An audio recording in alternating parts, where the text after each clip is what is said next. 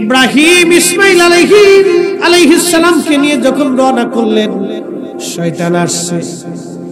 আম্মা জান হাজেরাকে চিন্তা করলেন এখানে ধোঁকা দেই, দেখলেন না এখানে কাজ হবে না।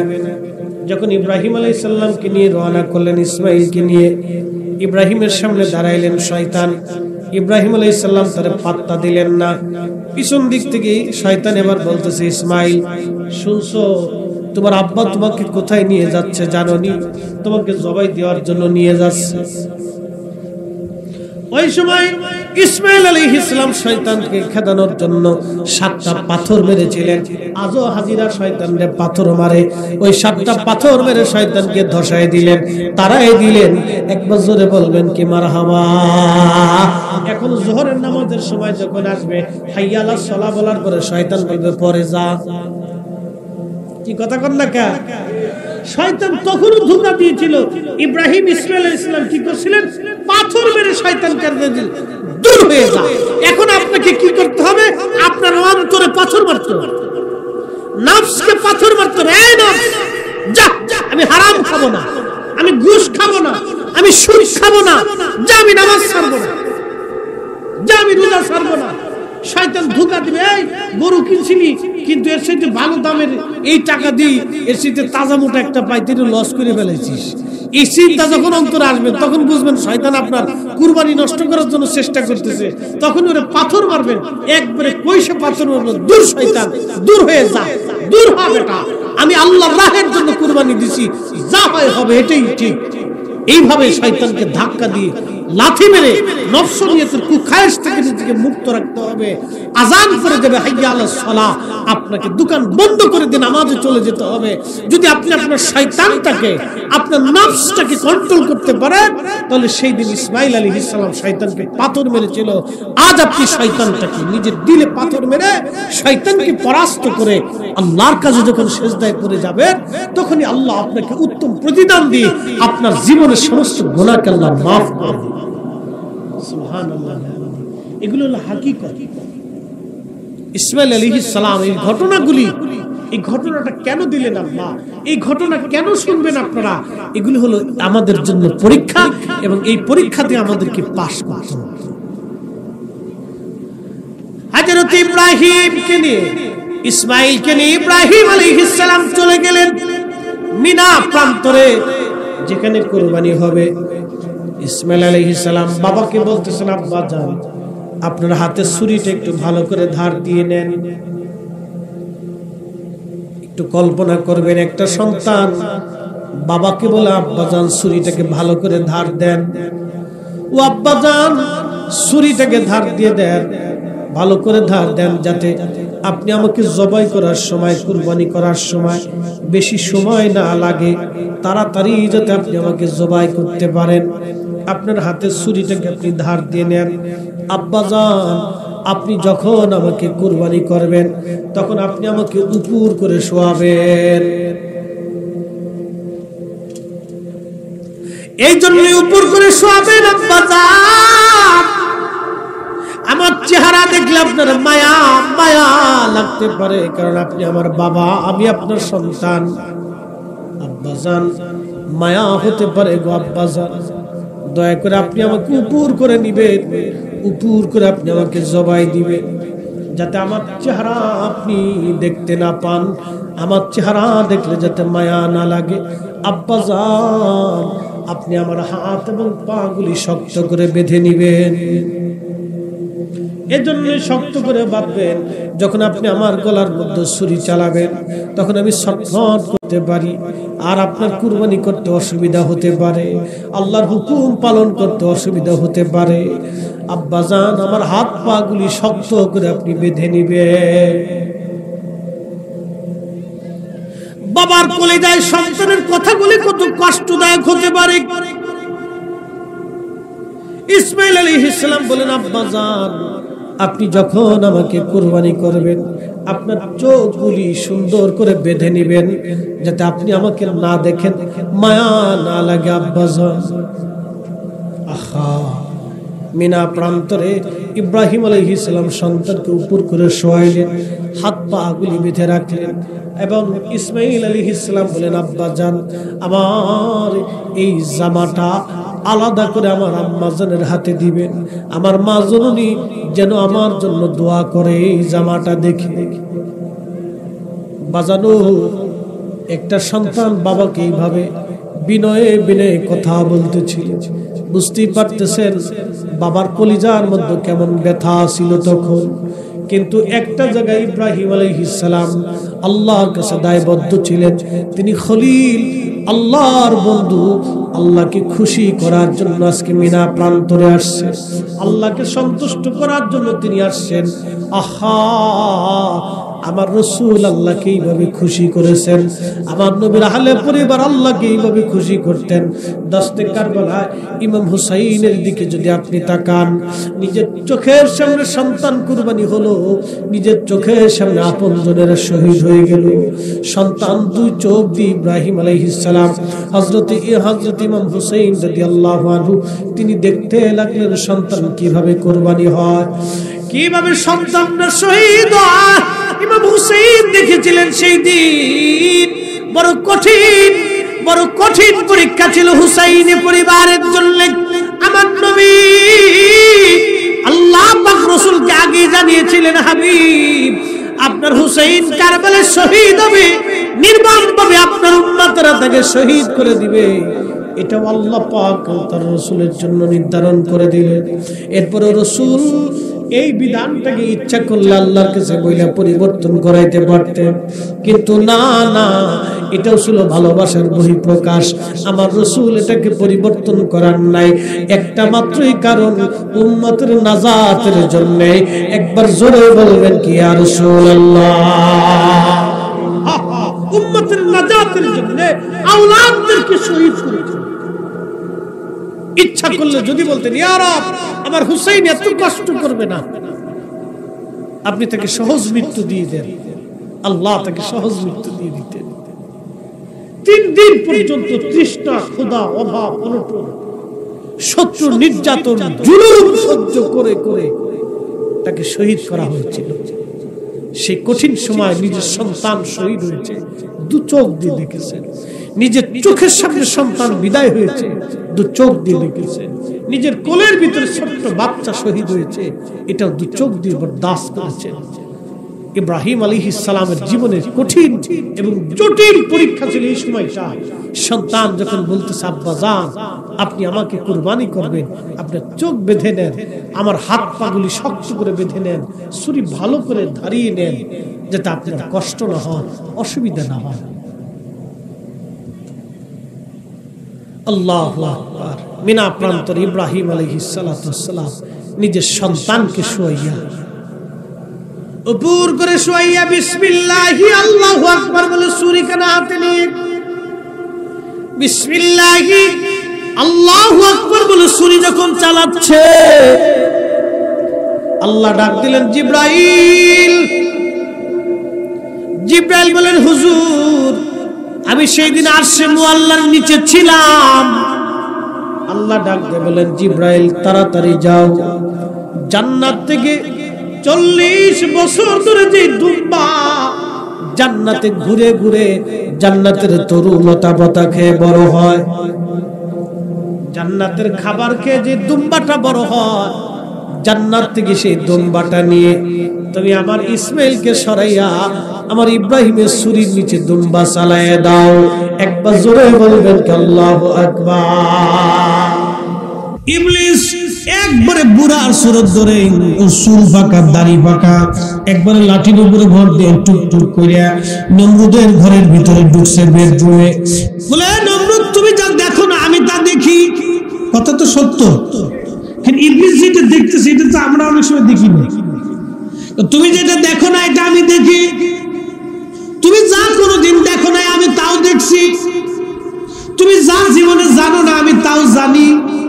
ওরে নমরুদ, তুমি 1000 চেষ্টা করলো ইব্রাহিমের আগুনে ইব্রাহিমকে ফালাইতে পারবা না, তবে আমার বুদ্ধি দেওয়া লাগবে। বলে, বুদ্ধি কি? তোমরা জানো না মিনজাবিনের রশি ধরে বসে আছো, এই রশি ধরে তোমরা টানো, কিন্তু এই রশি আল্লাহর রহমতের ফেরেশতারা ধরে রাখছে। এক নমরুদ এই ফেরেশতা যদি সরাইতে হয় তাহলে যুবকের যুবতী এখানে নাচাইতে হবে, জেনা করাইতে হবে, জেনা করাইয়া অর্ধউলঙ্গ করাইয়া নাচানাচি জেনা করলে রহমতের ফেরেশতারা চলে যাবে।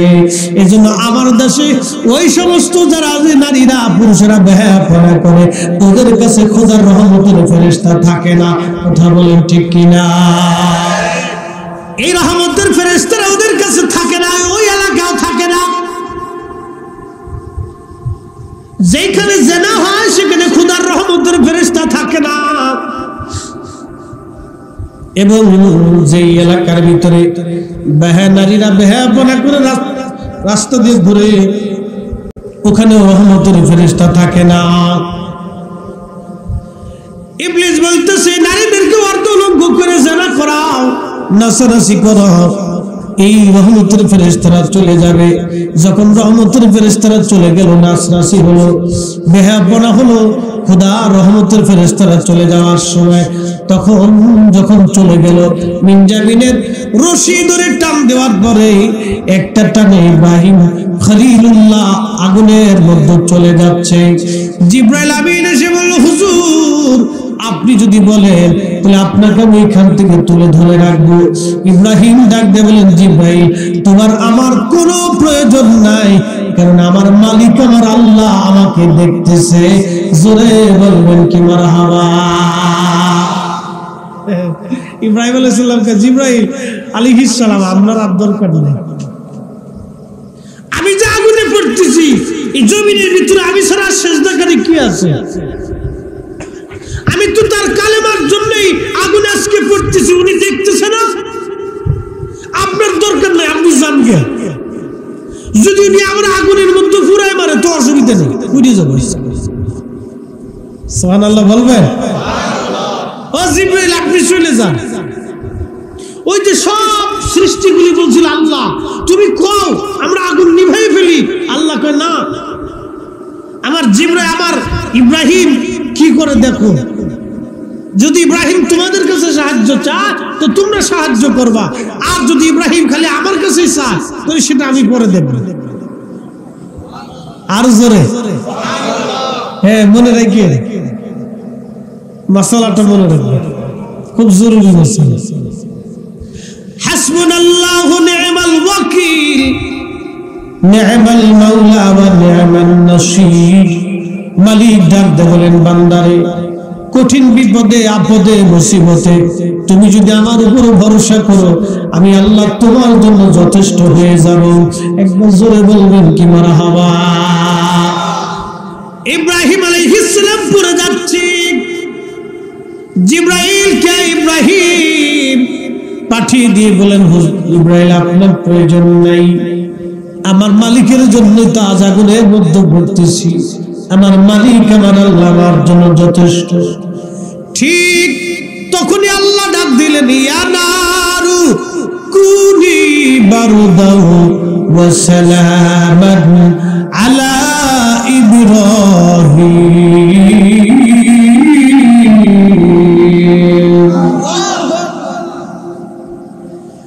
আল্লাহ ডাক দিয়ে বলতেছে, হে আগুন, আগুন আমার ইব্রাহিমের জন্য আয়ার কন্ডিশন হয়ে যাও, সালামুন আলা ইব্রাহিম, সালামুন আলা ইব্রাহিম, সালামুন আলা ইব্রাহিম।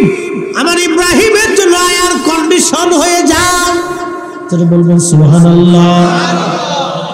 আগুন আয়ার কন্ডিশন হয়ে গেল। তাফসীর ইবনে কাসির ইমাম ইবনে কাসির লেখেন, যদি সালামুন শব্দ ব্যবহার না করতেন তাহলে অসুবিধা হতো। আল্লাহ এত বড় হিকমত ওয়ালা, আল্লাহ বলে দিলেন সালামুন আলা ইব্রাহিম। আগুন এমন হয়ে গেল, ইব্রাহিম কোন কোন বর্ণনায় আসছে 40 দিন পর্যন্ত আগুনের মধ্যে বসে রইলেন, আগুন তার একটা পশম পর্যন্ত জ্বালাইল না, আগুন তার পশম পুরাইল না। ইব্রাহিমের শরীরে কোনো অসুবিধা হলো না, বেদনা হলো না, বাতাস দেওয়া লাগলো না। একবার জোরে বলবেন কি সুবহানাল্লাহ। এমন কি তাফসীর আসছে, ওই দিন যেই দিন আল্লাহ সালামুন আলা ইব্রাহিম বলেছিলেন, ওই দিনে সারা পৃথিবীর কোন আগুন রান্না বান্না হয়নি, না হয় না, আরো জোরে, সৃষ্টির সব আগুন ওই দিন সালাম হয়ে গেছে, একদম এয়ার কন্ডিশন হয়ে গেছে, রান্না করে কিন্তু রান্না হয় না, ওইভাবে রয়ে গেছে।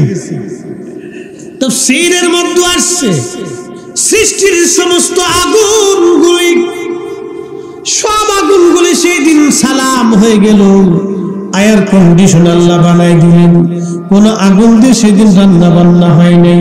পৃথিবীর কোন মানুষ ওই আগুন দিয়ে কোনদিন ওই দিন উপকার পায় নাই, অর্থাৎ আগুন তার কার্যকারিতা হারিয়ে ফেললো। আর আল্লাহর খলিল ইব্রাহিম 40 দিন পর্যন্ত আগুনের মধ্যে, কোন বর্ণনায় 7 দিন, যাই হোক মতান্তর থাকতে পারে, 40 দিন পর্যন্ত ইব্রাহিম খলিলুল্লাহ আগুনের মধ্যে পড়ে রইলেন। আহা, আগুন তারে ধরল না, আগুন তারে পোড়াইল না।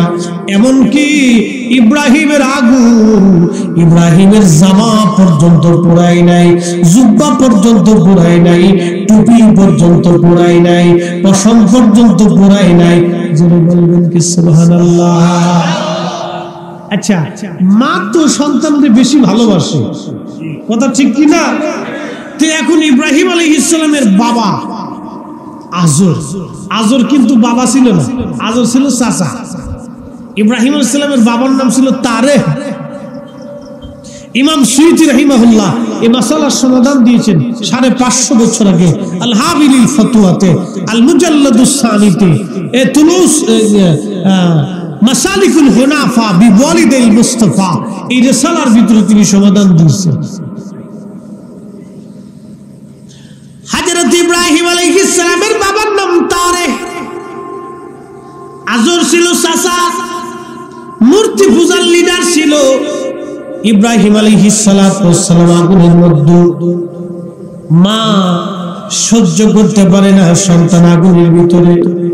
ইব্রাহিম আলাইহিস সালামের মা আগুনের পাশে দাঁড়ায় ডাক দিচ্ছে, ইব্রাহিম আমি তোর মা, সহ্য করতে পারি না রে ইব্রাহিম, তুমি আল্লাহরে কও আমার যাতে আগুনে না ধরে, আমি তোমারে দেখতে আসবো, আমার বাসা আমার সন্তান রে তোমার কাছে না আসলে আমার কলিজায় মানে না।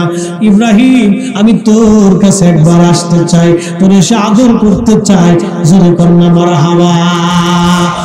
ইব্রাহিম আলাইহিস সালাম আল্লাহকে ডাক দিয়ে বলে, আল্লাহ আমার মা আমার কাছে আসতে চায়, তুমি আমার মায়ের জন্য আগুনকে এয়ার কন্ডিশন বানিয়ে দাও। আল্লাহ পাক কবুল করে বলেন, হ্যাঁ ইব্রাহিম তোমার মাকে তোমার কাছে যাইতে বলো। আল্লাহর খলিলের মা আগুনের ভিতরে হেঁটে হেঁটে হেঁটে হেঁটে ইব্রাহিম আলাইহিস সালামের কাছে গেলেন। আমি যে সন্তানটাকে আদর যত্ন করে সুমা দিয়ে খাওয়াইটা হয়ে আবার চলে আসলে ইব্রাহিমের মায়েরও আগুনে ধরে নাই। একবার জোরে বলবেন কি আল্লাহু আকবার। মাসালা বলতেছি এবার, ইব্রাহিমের মারে আগুনে পুরাই নাই মা, ইব্রাহিম আলাইহিস সালামের জুব্বা আগুনে পুড়ে নাই। জুব্বা কি ইব্রাহিম? ইব্রাহিমের জুব্বা কি ইব্রাহিম? পাগড়ি ইব্রাহিম? পাজামা কি ইব্রাহিম? না, কিন্তু আগুনে জুব্বাও পুড়ে। আরো জোরে, আরো জোরে, আরো জোরে। এবাজান আল্লাহর ওলির রুহানি আওলাদেরা শুনিয়া যান, ইশকে রাসূলের এমন এক দৃষ্টান্ত আল্লাহর নবী হাদিসে ফরমান শোনো, ওমান আহাব্বানি আহাব্বাহুল্লাহ, মুস্তাদরিক হাকিম আল সাহিহাইনের হাদিস, ওমান আহাব্বানি আহাব্বাহুল্লাহ। নবীজি বলেন, আমাকে যে ভালোবাসি সে আল্লাহকে ভালোবাসি। ওমান আহাব্বাহুল্লাহ আদখালাহুল জান্নাহ, যে আল্লাহকে ভালোবাসে আমার আল্লাহ থেকে জান্নাতি জান্নাতি জান্নাতি জান্নাতি বানায় দেয়। তার মানে নবী ভালোবাসলে আল্লাহ ভালোবাসা হয়। কি কথা বলেন ঠিক কি না? নবী ভালোবাসলে আল্লাহ ভালোবাসা হয়। ইব্রাহিমের জামা কিন্তু ইব্রাহিম না, কিন্তু আল্লাহর খলিলের সাথে লেগে থাকার জন্য জামা আগুনে পোড়াই না, আগুনেও জামারে খাতিরি করে, আগুনে জুব্বারে খাতিরি করে, আগুনে পাগড়িরে খাতিরি করে, আগুনে লুঙ্গিরে খাতিরি করে। আমরা যারা অলি হতে পারি নাই কিন্তু অলি আল্লাহর জুতা হতে পারছি। আমরা অলি হতে পারি নাই, সঙ্গী হতে পারছি। আমরা ওলি হতে পারি না কিন্তু ওলিকে ভালোবাসতে পারছি। আমরা ওলি না কিন্তু ওলির মুহিব্বিন। ওরা বলে আমরা পীর পূজারি, আমরা পীর পূজারি না, আমরা ভালোবাসি। কথা বলেন ঠিক কি না? আমরা কি বাসি? ভালোবাসি ভালোবাসি ভালোবাসি ভালোবাসি আমরা ওলি ভালোবাসি। আর ইব্রাহিমের জামা যদি ইব্রাহিম আলাইহিস সালামের সাথে লাগার জন্য জামা আগুনে যদি জামারও খাতির করে বাজানো, আমরা ওলি হতে পারছি। ওলি হতে পারি নাই কিন্তু ওলির সঙ্গী হতে পেরেছি। এই ওলির সঙ্গী হওয়ার কারণে আল্লাহ তার ওলিদেরকে খাতির করে। ওলিদের উসিলায় আল্লাহ আমাদেরকেও খাতির কইরা। কুত্তা যদি জান্নাতে যাইতে পারে রে, পৃথিবীর কুকুর যদি জান্নাতে যাইতে পারে, নবী ভালোবাসা উস্তনে হান্নানা যদি জান্নাতে যাইতে পারে, নবী ভালোবেসে একটা উট কাসুয়া যদি জান্নাতে যাইতে পারে, ওলি ভালোবেসে পৃথিবীর কুকুর যদি জান্নাতে যাইতে পারে, তাহলে আমরা ওলি ভালোবেসে আমরা আশা করি আল্লাহর রহমত পাইয়া আমরা ক্ষমা পাইতে পারি। কথা বলেন ঠিক কিনা? সন্দেহ সন্দেহ? ইব্রাহিম আলাইহিস সালাম আগুনের ভিতরে, মাও চলে গেলেন, সন্তানকে দেখলেন, খাওয়া দাওয়া করাইলেন, চলে আসলেন, আদর দিলেন। ইব্রাহিম আলাইহিস সালামকে চুমা টুমা দিলেন। মা তো দেখেন মাও পড়ে না, ইব্রাহিম আলাইহিস সালামও পড়ে না। আল্লাহু আকবার, আল্লাহু আকবার, আরো জোরে বলেন আল্লাহু আকবার। বাজান তিনি ইব্রাহিম আলাইহিস সালাতু ওয়াস সালাম আল্লাহর খলিল, সবসময় আল্লাহকে খুশি করতেন। আল্লাহকে খুশি করতেন ইব্রাহিম, আল্লাহকে খুশি করতেন। আহা, ইব্রাহিম আলাইহিস সালাতু ওয়াস সালামের অনেক লম্বা ওয়াজ করতে গেলে রাতের পর রাত পার হয়ে যাবে। মূল পয়েন্টটা আপনাদের সামনে আবার নিয়ে আসি। আল্লাহ পাক বলেন, ইব্রাহিম তোমাকে বিয়ে দিয়েছিলাম, দুইটা বিবি দিয়েছি, একটা সন্তান আমি আল্লাহ দিলাম। 80 বছর বয়সে আল্লাহ একটা সন্তান ইব্রাহিমকে দিলেন। এই সন্তানের নাম ইসমাইল আলাইহিস সালাম। 99 বছর বয়সে আল্লাহ আর একটা সন্তান দিলেন। এই সন্তানের নাম হযরত ইসহাক আলাইহিস সালাম। ইসহাক আলাইহিস সালামের বেটার নাম হযরত ইয়াকুব আলাইহিস সালাম। ইয়াকুব আলাইহিস সালামের বেটার নাম হযরত ইউসুফ আলাইহিস সালাম। এই ইয়াকুব আলাইহিস সালামের আরেক নাম ছিল ইসরাইল। কি নাম ছিল? এই ইসরাইল থেকে ইহুদি রয়েছে, ইসরাইল। আরেক নাম ছিল ইসরাইল। ও বাজান, হযরত ইয়াকুব আলাইহিস সালাম, ইসহাক আলাইহিস সালামের ছেলে ইয়াকুব, ইয়াকুব আলাইহিস সালাতু ওয়াস সালামের এই বংশধর হলো ইসরাইল। বাজানো খুব মনোযোগ দিয়েন। হযরত ইব্রাহিম আলাইহিস সালামের দুইজন বিবি, একজন বিবির নাম হযরত সারা আলাইহিস সালাম, আরেকজন বিবির নাম হযরত হাজরা আলাইহিস সালাম। হযরত সারা ছিলেন পৃথিবীর সবচেয়ে সুন্দরী রমণীদের মধ্যে শ্রেষ্ঠতম। পৃথিবীর কিয়ামত পর্যন্ত এত সুন্দরী নারী আর কোনোদিন জন্ম নেবে না। আমাদের আম্মা জানকে আল্লাহ এত সুন্দর করে বানিয়েছিলেন। আমাদের আম্মা জানকে আল্লাহ এত সুন্দর করে বানিয়েছিলেন। আম্মা জানের গর্ভে 99 বছর বয়সে আল্লাহ একটা সন্তান দিলেন। এই সন্তানের নাম হযরত ইসহাক আলাইহিস সালাম। আর হযরত হাজরার গর্ভে আল্লাহ একটা সন্তান দিলেন 80 বছর বয়সে। এই সন্তানের নাম হযরত ইসমাঈল আলাইহিস সালাম। ইসমাঈল আলাইহিস সালামের প্রায় 19 বছর পরে হযরত ইসহাক আলাইহিস সালামের জন্ম হয়েছিল। হযরত ইসমাঈল আলাইহিস সালাম কি ইব্রাহিম আলাইহিস সালাম হাজিরাকে নিয়ে চলে আসলেন বর্তমান মক্কায়, আগে নাম ছিল বাক্কা। এই বাক্কায় নিয়ে আসলেন। আল্লাহ পাক বললেন, ইব্রাহিম তোমার কলিজার টুকরা স্ত্রী এবং সন্তানটাকে তুমি একেবারে বনবাসে দিয়ে আসো। আমাদের আঞ্চলিক শব্দ বলে বনবাস, নির্জনে নিভৃতে তুমি রেখে চলে আসো।